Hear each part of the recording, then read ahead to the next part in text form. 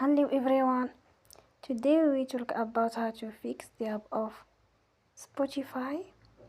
We will go to settings. Then we click on apps.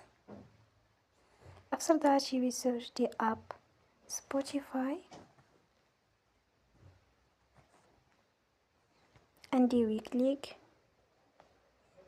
Then we will on for stop.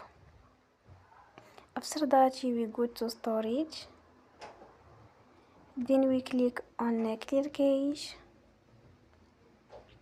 In the end, turn your phone and you will recharge your phone again. Don't forget to support us by like and subscribe. See you next time and thank you for watching.